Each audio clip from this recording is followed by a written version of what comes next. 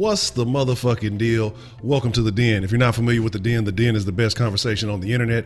I am your host, Ed Honcho. Today we got a bunch of stuff we want to talk about, a lot of the hot topic. Everybody talking about Monique and Steve Harvey and everything that's going down with that. But before we get into that, man, make sure you hit that like, subscribe button, share with your friends, if you want to be a part of the best conversation on the internet. Also, I want to say shout out to everybody who has been coming through the live streams every night, 10 p.m. Central Time. Make sure you're there. If you want to have this conversation live, we will be talking about this particular topic live tonight.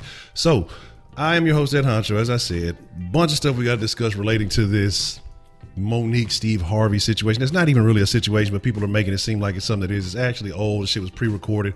When shit gets out, recycled, or not recycled, but put out new to people who didn't hear it. We heard about that she slapped him a while back, some shit like that. But again, like, it's new to us, or it's new to the people who hadn't seen it or hadn't heard about it. So what it happened is, if you haven't seen the clip that's kind of been getting pushed around on Twitter, on Facebook and stuff like that, everybody's calling Steve Harvey, this, that, and the third. A lot of people trying to count his pocketbooks and tell him what he should be doing with himself, when all he tried to do was give Monique some good advice. And we're going to talk about why Monique probably should listen to his advice, and why I think personally that she is a little out of line. So everybody knows Monique has been, quote unquote, blackballed from the industry. We always talk about, especially black people, we got to stick together. We got to, look out for each other. But the people who blackballed her weren't white. They were Tyler Perry, Lee Daniels, Oprah Winfrey. People who have a lot of pull, a lot of say so in Hollywood, a lot of say so in the entertainment industry, okay, if you will. And it starts back from the movie Precious. And for those of you who don't know, Monique got paid $50,000 to do Precious. She said, okay, I was cool with that. She came out on reviews, said, I accepted that. It is what it is. Well, her beef is that she feels like they blackballed her because she didn't want to do some extra promotion of the film that was outside of her contract. And I can understand this. You got two mentalities when it comes to doing business. And one of those mentalities is, fuck you, pay me. I'm only going to do what my contract says. And we're going to talk about that and why that can be problematic. Well, then you have the mindset of, I'm going to give more value than I'm being paid for. And businesses that tend to do that succeed. And you're saying, well, Monique ain't a business. Well, she is a business, because Monique is her own brand. She's a representative of herself. And you got to look at what she was doing before Precious. And before Precious, all of her movies were about being fucking fat, being a fat black chick who couldn't get the man because nobody wanted the fat girl. That's basically all of her shit. The Parkers, when she was a side character on some of the other shows she was on. The Parker, all she did was chase after old buddy who didn't want her. She did some movie Fat Girls and some shit like that. Everything was always about being the fat chick. Now she's lost a little bit of weight, so she can play that angle a little bit still, but now you're too old to really be doing that. But like I said, we'll continue on some of the things that happened with her career before and after. Now, she did not want to go overseas. They called her, apparently Lee Daniels called her, Oprah called her, and who was the other guy? Tyler Perry called her. Say, hey, you should go overseas, help promote the film. And I'm sure they weren't going to ask her to come all the way out of her own pocket. I'm sure they would compensate for that, but maybe not. Who knows? But she was like, well, that wasn't in my contract, so I'm not doing all of that. I'm going to stay here and be with my family. That's fine and dandy. So a lot of people say they can respect that. And in a sense, I can respect it, but I'm going to tell you why I can't. Because up until that point, Monique never had a real Hollywood role. Nobody knew who Monique was. She wasn't, in the black community, in those lower level B shows. And she was basically a C-level celebrity, comedian or whatever. People knew her from that. But again, a small niche, not really on the big stage. Precious became a hit movie, critically acclaimed. Her name blew up. She was nominated for a lot of awards, won a lot of awards for that. Want to say, well, I can't remember if it'd be the Grammy or the Emmys, whatever. The Grammys, the music, I think, with the Emmys, the Oscar, whatever the other one is that. I think she won an Oscar for like supporting actress or something like that.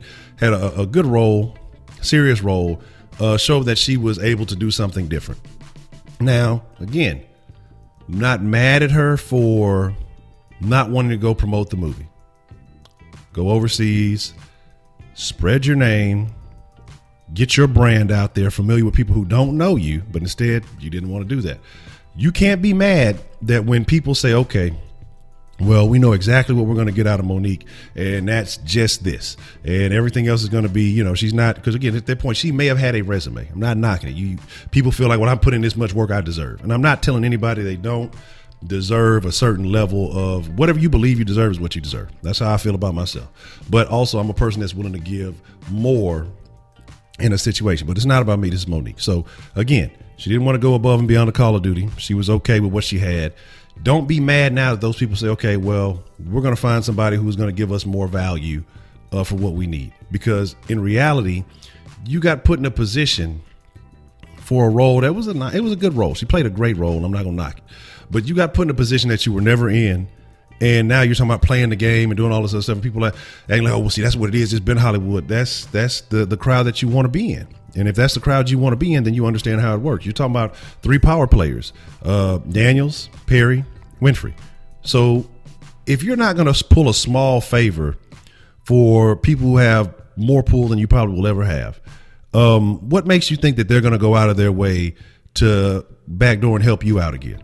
I mean, let's just be real. In this world, it's a lot of favor for a favor type shit. It wasn't like they were asking her to do anything egregious.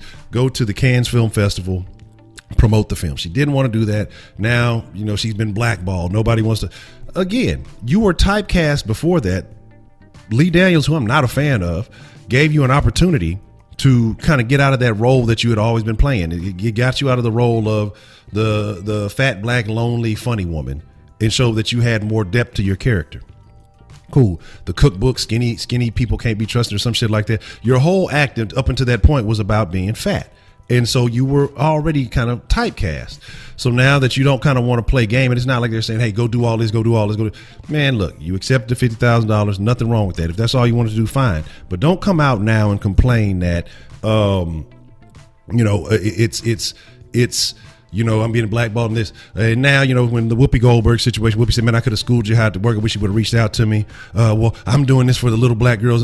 Okay, well, you're telling them to be, when you haven't quite made it to that level, you're telling whoever you think is looking up to you that when you haven't quite made it to that level, then, feel like you're there, issue demands, don't give more value than you're worth. If you want to, you got to understand what happens in life.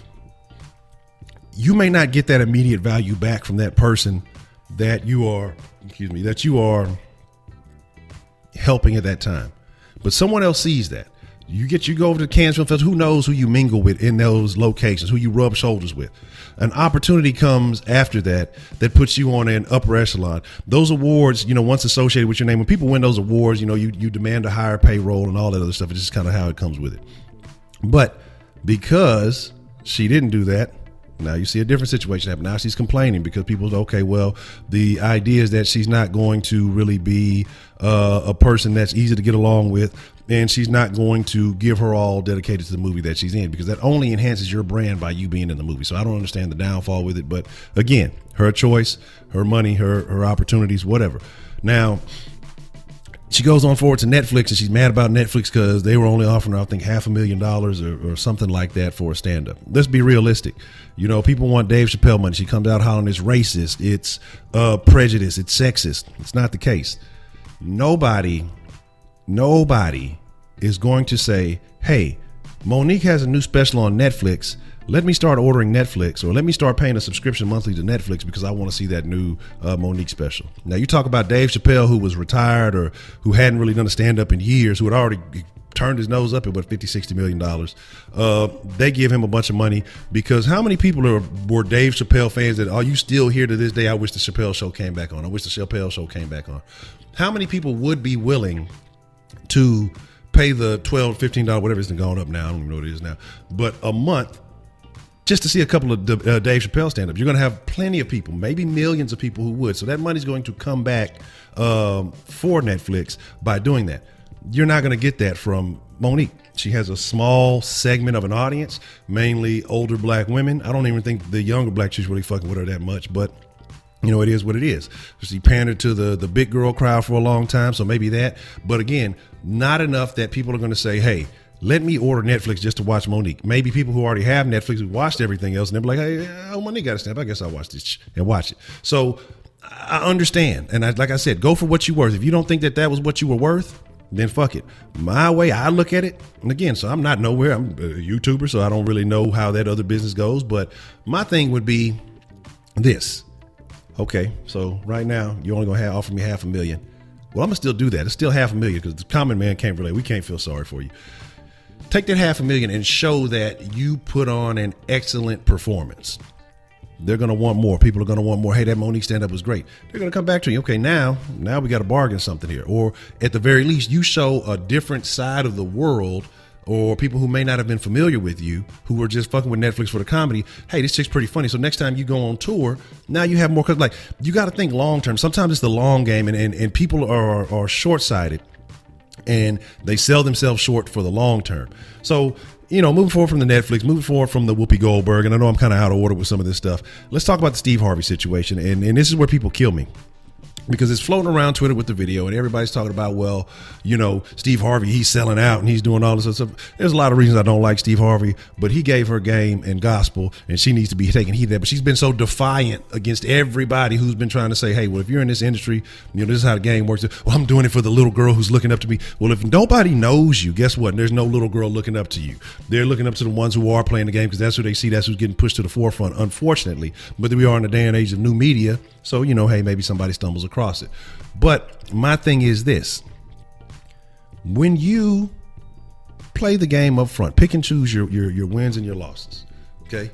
Don't just hope to win the one battle, because that's all you've done. You might have won one little battle in your mind, but in the long game, you lost the war. Now you're pointing fingers. It's them. When it could have been you making ways for those new people. When you could have played the game, set up a platform. Now that little girl that you talking about, that you trying to save and have integrity and all that shit for, you could have been the one to make that platform for. You could have built that when you had the resources, the connections to do that. But instead, you got one major opportunity, became defiant because you felt like you had made it. And then now, you got people on both sides of it, because the same people who were knocking her for the Netflix shit, now they act like she's the next goddamn Rosa Parks. And come on, man, like, Monique hasn't changed the game. She's not doing it for any little girl out there. There's not it may be integrity on her part, but ultimately she felt slighted because she only got paid so much. She was hoping for some more money. It's a money game in the long run, but she found a way to turn the narrative into, hey, it's because of this, that, and the third, and it looks good and people eating that shit up. But let's be realistic. It was money. It's always been money for the long run. So if you make this far, make sure you hit that like button, that subscribe button. And if you disagree, hey, drop that in the comments below. I want to know how y'all feel. And make sure you tune in live 10 p.m. Central every single night. We have discussions live, but tonight we will be talking about this when this video drops. But again, getting back to that situation, is that I'm not knocking Monique. I'm not. But what Harvey told her, basically, hey, you got to play the game. And he was saying, I got family for, it's about integrity. It's not the money. He said, it's not he said it was not the white man's game. It's not the black man's game. It's the money game, which it is. And which it is. In this day and age, it's the money game. If you're trying to have longevity and you're trying to keep that income coming in, it is what it is. I see all the people on Twitter. Oh, Steve Harvey. It's not like he doesn't have $100 million. I don't know how much he has. Somebody said 100 million. That might be way off. I don't know how much he has, but he has millions. And like he couldn't stand up, for his sister Monique, and he could miss it. How are you going to tell somebody to miss work or miss out on opportunities for someone else who's made their decision? Now, if he chose to want to do that, that's fine. But he says he has a family. He has people he takes. Well, his immediate family must be greedy. How is his immediate family greedy if he wants them to have the best life? Steve Harvey was homeless at one point in time. There's been motherfuckers throughout history who have been millionaires. Depressions have hit and they've lost it all. So when you got that hustle and you got that grind, you're going to keep doing what you got to do so that not just this generation, but the generation following that will have money. It's not just about, your first name, like Dame Dash would say, hustle for your last. And so maybe he wants his kids and his kids' kids, to be able to build that Harvey name all the way out again, because he was sleeping in cars and doing bad at one time. So he knows what it is to be without. And it's always these people who are in a situation, they're always trying to count somebody money and tell, well, they got millions, so they're greedy. Fuck that. Fuck that. If I put in the work, I put my name out there, especially, and this is what happens with a lot of people that talk about athletes and celebrities. Do I think a lot of them are disillusioned? Yes. But when you put your name out there and so all of your actions can be criticized, yeah, you deserve to be paid for that, because you got regular people working behind the counter at McDonald's, dropping drinks and shit. Ain't nobody all watching that. Yeah, you might get caught on social media every now and then, but the whole world is not watching you fuck up and knowing your name. Say, oh, look, that motherfucker fucked up here. And when it does, it brushes under the rug and it's over with. Your manager might tell you something, but that's it. So stop counting other people's money and telling them what the fuck to do with their goddamn money, because it's not yours. If you want to get out there and hustle for it, but people sell themselves as bullshit. I got integrity, so I wouldn't do this. It's just you ain't got it. You just don't got the juice. Admit it and fuck it. And the thing is, I understand, because there's things I do with this channel and other channel. People say, hey, Honcho, you should do this, you should do that. And I be trying to sell myself, well, I want to do it. And look, I had to start thinking about the shit and start making changes. That's why you see in this video now. But anyway, Man, I want to know how y'all feel about Monique. I want to know how y'all feel if Steve Harvey told her the right shit or the wrong shit. I want to know what y'all really thinking. Again, leave a comment in the comments below. Make sure you like and subscribe to the channel. I'm going to start keeping the videos coming more frequently, but we go live every single night at 10 p.m. Central and go at least until midnight. So make sure you tune in. We have a call-in line. You can call in, express your thoughts live on the stream. Become a friend of the Den, man. We're all friends in the Den. Hit that like button, hit that subscribe button. And again, make sure you check out all the links in the description below. I'll be sure to include some links from some of these other stories so you guys can get caught up. Y'all see what I'm talking about on The View with the Netflix scandal and all these things. So you can formulate your own opinion on this story and not just listen to me, because ultimately it's about you having your own thoughts. But with that being said, hey, I am your host, Ed Honcho. Man, y'all be cool like y'all be cool. I appreciate you being a friend of the Den. With that being said, hey, I'm out.